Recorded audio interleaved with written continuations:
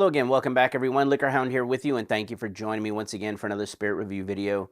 Today we've got three very unique American whiskeys for us to take a look at. This is the first time pouring each and every one of these. This one needs a little more. But I kind of wanted to group these together because they don't fit the traditional bourbon profiles or grains that are used. A lot of these, they're playing differently. There's unique things about them. So we're going to start with the Old Emmer Wheat, which is an ancient Egyptian grain that I'm seeing bottled at both a regular strength, but this is the cask strength version. $50 price point. I happen to find it at Total Wine, but I'm sure others have it as well. Let's see, 116.6 proof. The only other bourbon that I could think of that used the Old Emmer Wheat off the bat was that Daniel Weller. And Daniel Weller was the Weller bottle that had the little compass on top, and it was like $500 price point. It was almost 12 years old, so it's 11-year-old. And I want to say it was $500 price point, but then on secondary it was going $1,500, $2,000. No, I'm not doing that. You can taste Old Emmer wheated bourbon right here for $50 at cask strength, 116.6 proof. From there, we're going to move into the Brothers Bond bourbon. Now, this is a cask strength offering from them. This one is 114.08 proof. Retail pricing on it is about $80. They do a lot of playing on different mash bills because they end up with usually a 4-grain mash bill, which I like a lot of old 4 grains. That's where they're using some mash bills that are rye, so corn, 51% or more corn, then rye, then a little barley, or 51% or more corn, then wheat, and then barley. And they'll play with the barley amounts and the wheat and rye to get different mash bills. But usually about 3 or 4 are done, different mash bills, and then they work the blends to create this. At again, 114.08 proof, $80. From there, we're going to try their American blended rye. Now, it's a blended rye because they are blending in a couple of different mash bills along with some of their bourbon. But the end result ends up being like 77% rye, 16% corn, okay? So it is a big rye, and that's why I put it at the very end. I was trying to think of the lineup because I don't like doing ryes early when I'm tasting bourbons or wheated bourbons or wheat whiskeys. The rye usually has to go at the very end because it is a very dominant flavor. So even though this one's only 95 proof, I'm putting it at the back end. And we're going to start with the Old Emmer Wheat Bourbon at 116.6 proof. Again, it being a bourbon, 51% or more corn, it just happens to use Old Emmer wheat beyond that. Very, very nice and sweet and sour nose. It's caramel, it's brown sugar, it's sour plum, it's a little rose water, so a little floral. I love the sour cherry in this one. Sour plum combination is beautiful. A little clove, a little cinnamon, a little citrus, well, there's a little bit of orange in there, and a lot of kind of like red licorice. That to me is whenever the red fruits are playing with the vanillas. That's where you'll pick that up. Okay, to the taste on the Old Emmer wheated bourbon.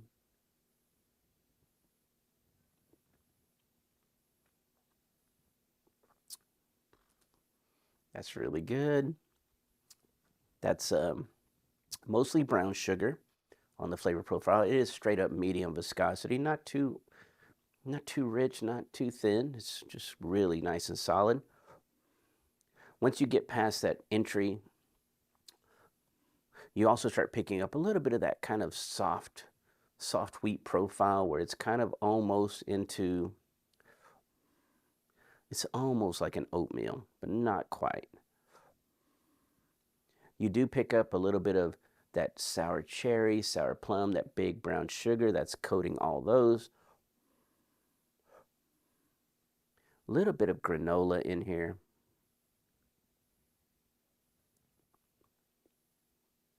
Oh, that rose water that picked up on the nose is on the palate. It goes into a very mature bourbon profile as you roll over into the back end.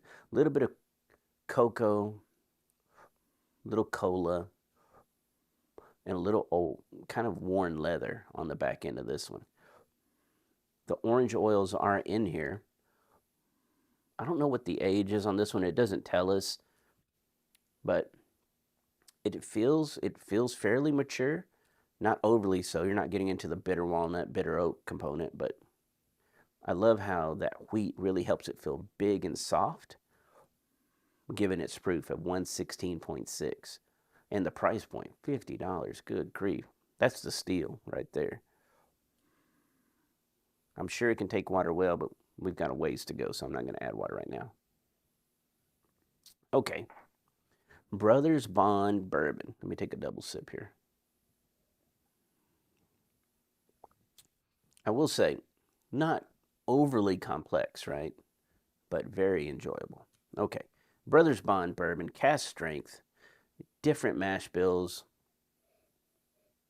$80. This one's 114.08 proof. I want to say 3 different mash bills they use, varying with wheat or rye as the second flavoring grain. So it's a 4-grain bourbon. On the nose, sweet, more on the caramel than the brown sugar. Light nuttiness, almost like almond slivers. It's very nutmeg driven. There is a lot of nutmeg here. Little cinnamon. Speaking of oatmeal, I think I mentioned a little oatmeal in that one. There's a lot of oatmeal in this one, including a little golden raisin, sour cherry, sour apple again, though. A little more straw. It also has granola, so I like that. It's very complex. That's what happens with 4 grains. Anytime you get a 4-grain bourbon, it's usually going to be very complex, especially if they offer it at cask strength, which most people don't. The one that I can think of was the Ula cask strength bourbon out of Washington. So that one, that sells out every year. It's a 4-grain cask strength bourbon. But other than that, super unique profile for the Brothers Bond cask strength here. All right, one more time on the nose. Lots of nutmeg. That's the initial thing that jumps out, which again, similar to that one, but lots of caramel, a little bit of brown sugar in it. Goes into like a granola, oatmeal, little cherry, little baked apple.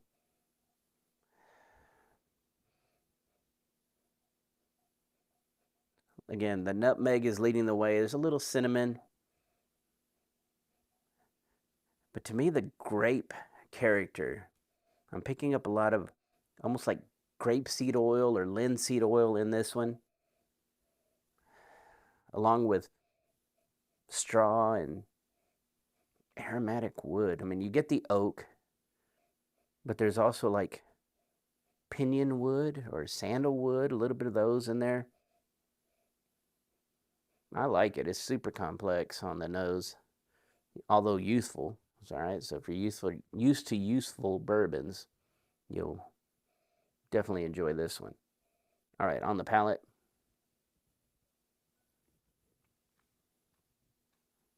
Oh, medium viscosity, maybe even a smidge more than that. It's very oily. Yep. It nose and the palate are very similar. It follows that way. Enters with that mostly caramel, a little bit of brown sugar.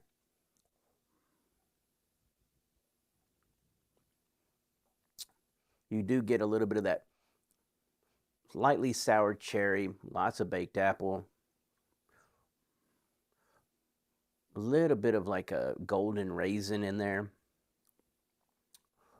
Get that nutmeg, that little light clove, cinnamon on this, like baking cinnamon, super soft on the mid palate, even though this one is up there at 114.08 proof.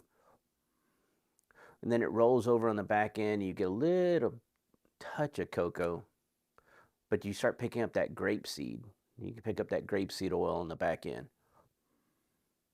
And it leads you right into that big oak.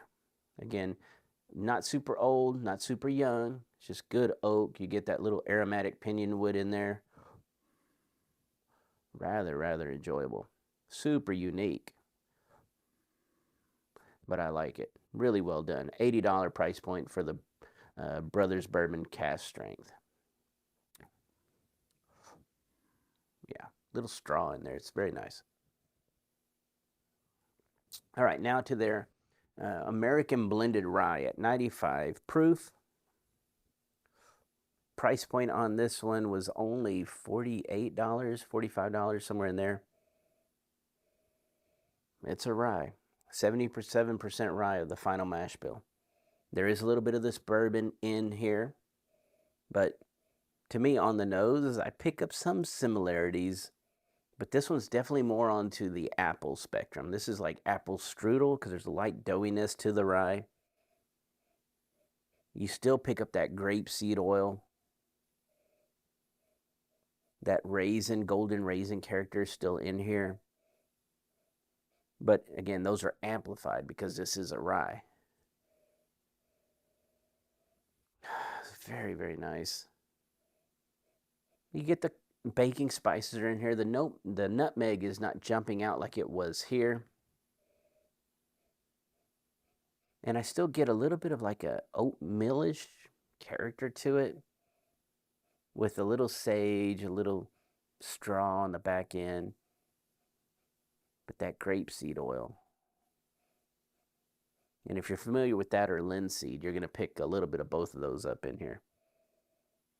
All right, to the palate.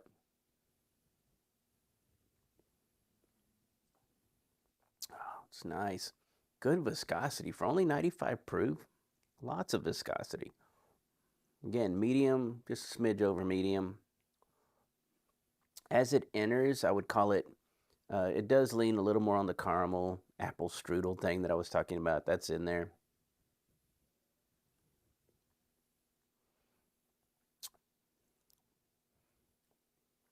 Twist of lemon oil. Little straw. Type slightly earthy tone. A little sprig of dill. Not a lot, but there's a sprig of dill in here. And it's fresh dill. I like fresh dill. The little sage component, the little oatmeal thing that I was picking up, that's in there. It makes it feel very creamy and soft and round. That grapeseed oil, that's definitely there. And the oak and light leather is on the finish. A little bit of that citrus zest kind of plays in and out. Overall, very, very nice rye. And the thing I'm thinking of is like, you know, these are freshly open and I'm reviewing them for you. But when I taste my friends on them, what are they going to think about these? I know they'll love the Old Emmer. They'll love the unique profile of this Brothers Bond Cask Strength Bourbon and this rye at 95 proof.